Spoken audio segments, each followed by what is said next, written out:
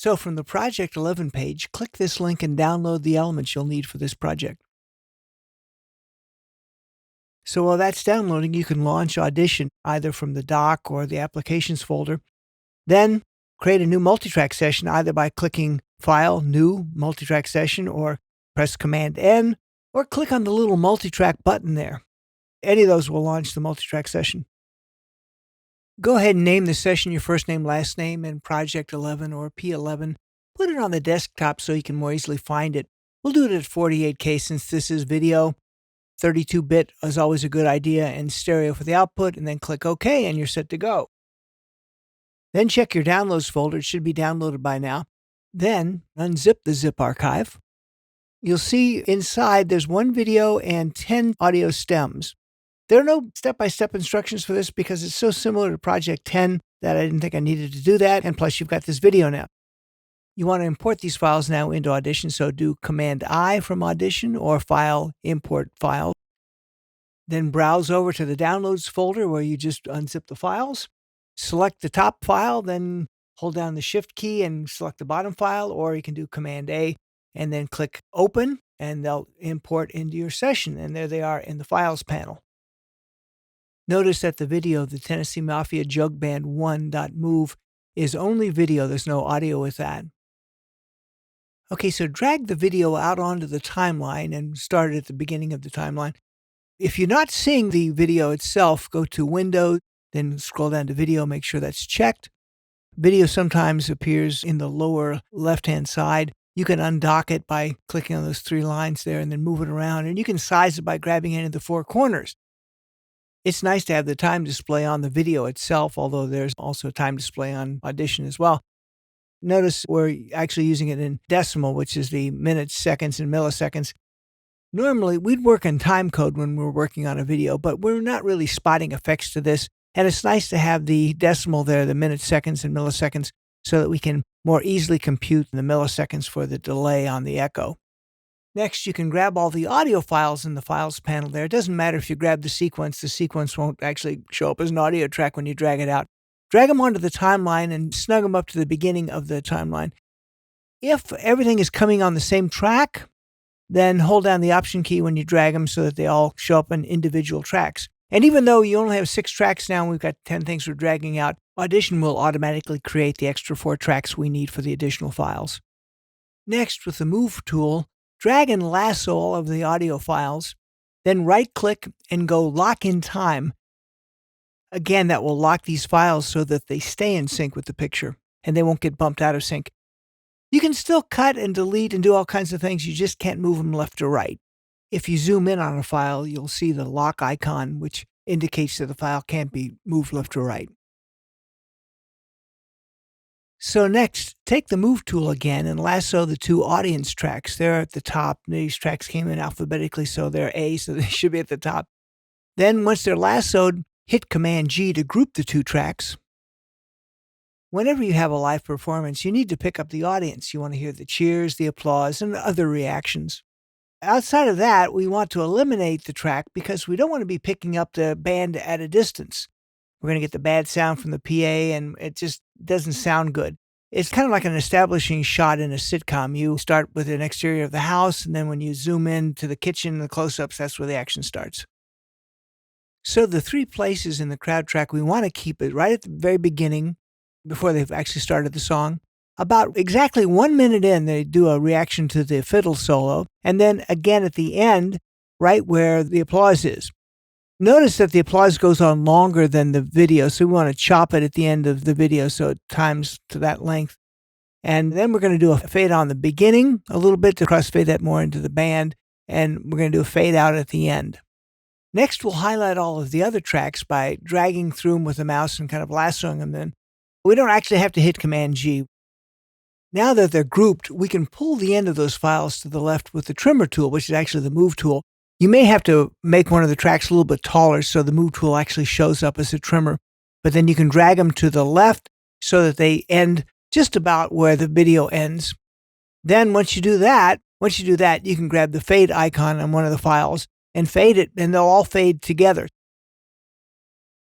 I think originally this was about an hour concert, and the guys kind of were switching up instruments. In fact, the dobro, I don't know if you can see it, it's off to just the side of the jug player there. It's sitting on a stand. Dobro's a resonator guitar. And actually, on this particular song, they didn't use it. So you could actually eliminate that track because there's really nothing happening on that track. So to delete the dobro track, first highlight it so you see it's white there. Then go to Multitrack, Tracks, delete selected tracks, and it should go away. The dobro file is still there, so if we ever needed to bring it back, which we won't, we could actually do that, but the track is gone. And then the track marked various instruments, that's actually the second guitar player. If you want to change the name to Guitar 2, that's fine, or you can just leave it various instruments. It won't change the sound either way.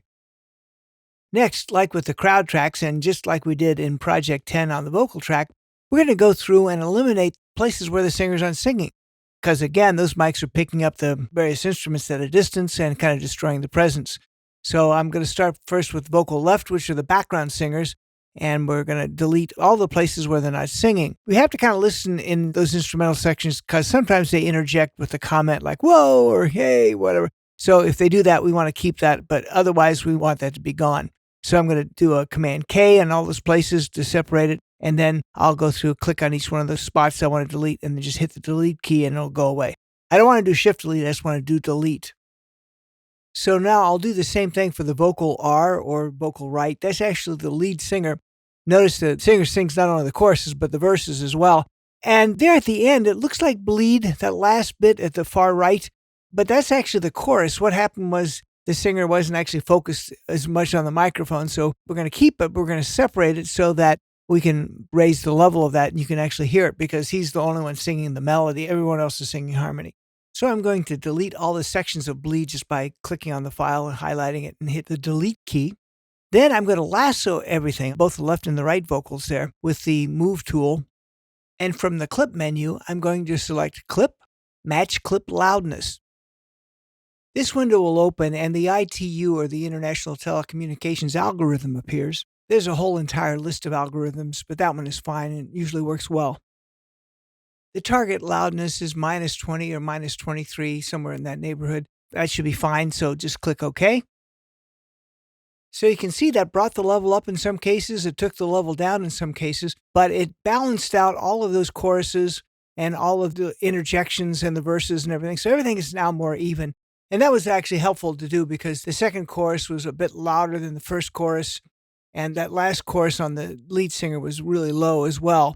And those issues are now fixed. Audition is the only app that really has this function. It's a really nice feature.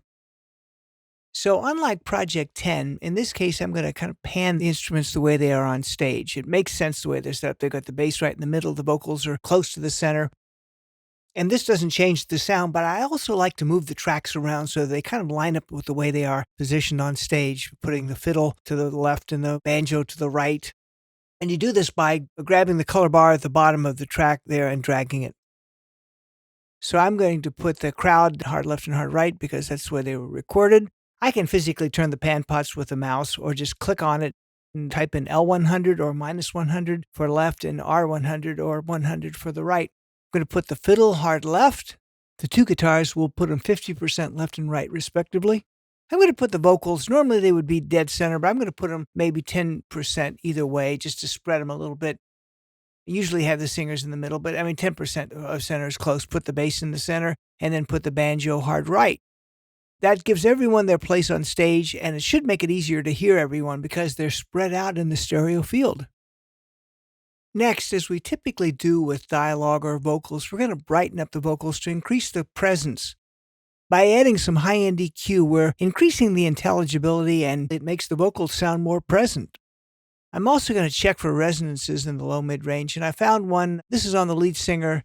The resonance appears to be around 235 hertz, so I'm going to pull that down, and that should help.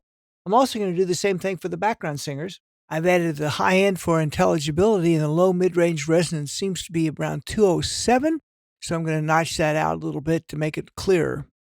So when you use the EQ, you have to make sure it's actually on. There's a little green button in the lower left-hand side of the EQ window. There's also a button on the mix window too. When it's turned on, the equalizer window in the mixer should be blue on black as opposed to white on gray. Also, in one of the 16 plugin positions on the mixer window, I'm going to instantiate the multiband compressor. I'm going to do that once on the lead vocal or the vocal right, and then also on the vocal left, the background vocals. My typical startup threshold settings are -21 in all 4 bands, but it looks like I'm going to have to raise the threshold levels slightly on all of these bands so that I only get about 3 dB of gain reduction. And that should accomplish the goal of getting a higher average volume throughout without actually sounding compressed. So now I'm going to go to multi-track, track, add new stereo bus, or simply just do option B twice. And I'm going to create 2 buses. They'll appear as bus A and bus B, but I'm going to rename them as reverb and echo. Again, I'm not sure if I'm going to use reverb and echo on anything, but it's nice to have them available. And by doing these spatial effects on buses in a parallel arrangement like this, it doesn't take as much processing power. I could, for example, actually instantiate a reverb in one of the 16 positions on each one of the tracks, but then we'd be using several reverbs, and that ultimately would possibly cause the computer to fail. So doing spatial effects in parallel is the best method. So on the reverb bus, I'm going to go to one of the 16 positions and from the reverb folder, instantiate the one that just says reverb.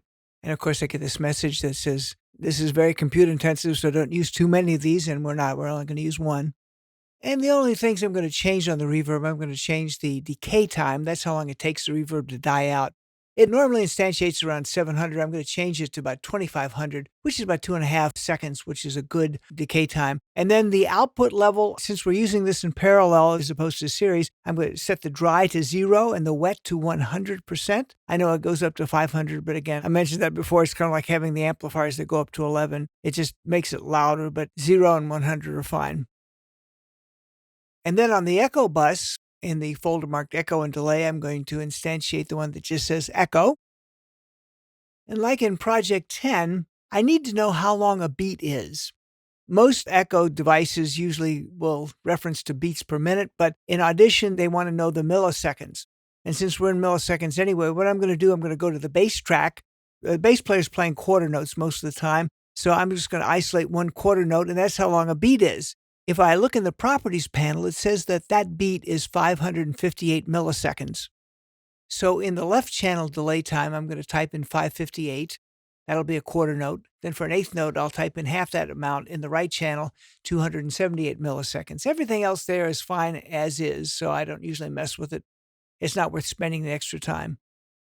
Then on the vocal left and vocal right, on one of the 16 sends, I'm going to make send 1 echo for both of those, and then somewhere around -4 is usually a good amount. And then I'll listen to that, see what that sounds like. And it sounds kind of like this. Well, I work all week for a real low wage. I guess it's pretty good when you factor in my age. But when 5 o'clock comes... And again, as in Project 10, when we listen to the vocal isolated like that, it sounded like too much. It sounds like too much here now. But once we get it in context with everything else, those echoes won't be so obvious, and it should be about the right amount. Also, the fiddle could probably benefit from some echo as well. I typically don't use echo on anything else, never on the bass. You always want to keep the bass dry, so never put reverb and echo on bass unless it's a really weird effect you're trying to create. I typically don't use echo on the banjo, possibly reverb, but not echo, because unlike the fiddle that's playing long legato notes, the banjo's playing short staccato notes, and the echo just makes it too jumbled. I'm going to kind of get a good one light balance with everything, just using the faders as we did in Project 10. Playing the track without making really any adjustments. I think once you get it set, it should be good, with one exception. Right around minute 53 on the fiddle track, the fiddle kind of has a close-up during the banjo solo, and it looks weird if you don't hear the fiddle while you're seeing the fiddle. So I'm just going to bring the fiddle up a little bit during the banjo solo. He's not really competing with the banjo. He's just kind of playing a counter melody to the banjo. We're just going to bump him up just at the time where you see the shot. Then when we go back out of the close-up of the fiddle, we'll lower the volume again. And I'm going to do that by just putting keyframes on the yellow volume line and bringing it up. Also, during the banjo solo, I noticed that there's a little noise. I think the banjo player bumped the mic or whatever at this spot. I tried mitigating this by going into the waveform editor and trying to paint it out, but it didn't really work very well. So I'm just going to locate where that noise is. It's pretty easy to see there. And I'm just going to do a cut. It's fairly short, but it's a little bit too long to deal with in the waveform editor. So I'm going to then delete that. Actually, you won't notice it. One more adjustment I may make on the fiddle is to bring the fiddle down a little bit in that third chorus. It's just a little too loud with everything else going on. And if you like it up, just leave it, but I would like it down just slightly. Finally, I'm going to add some program limiting to the entire thing by putting, again, the multiband compressor on the master fader. I'm going to start with my typical -21 threshold settings on all 4 bands, but especially when checking this during the chorus, which is usually the loudest place in the song, it looks like we're compressing more than the -3 dB target there. So I'm going to raise the threshold about -16. So I've raised it 5 dB, but that seems to work. I would then typically bring up the output gain, which is like makeup gain on the limiter 3 dB, but I don't really need to. I'm looking at the volume levels on the meters, and we're in that target range of occasional peaks between -6 and 0 dB full scale, so I think I'll leave it the way it is. I've decided I'm happy with the mix, so I'm going to export this using Adobe Media Encoder like we did Project 10 and also Project 9, because I want to see the video there. So Adobe Media Encoder should launch. And the setting I want is the H.264, which will generate a file. It's an MP4 file that will be fine. It'll be about the same quality as the file we started with. It won't be a huge file. All the other settings there are fine as is. I don't usually tweak those. Just make sure that H.264 is your media encoder format. It's going to name your file the name of your project. Put it on the desktop usually so you can find it and click OK, and you're pretty much done. Click the Submit Assignment button, scroll down to the bottom of the page, then click Choose File. Find the file on your desktop. Notice it will only accept .mp4s, .movs, and .3gp files. Any of those will be fine. Anything else you try to submit, it won't accept. Then click Submit, and you're done.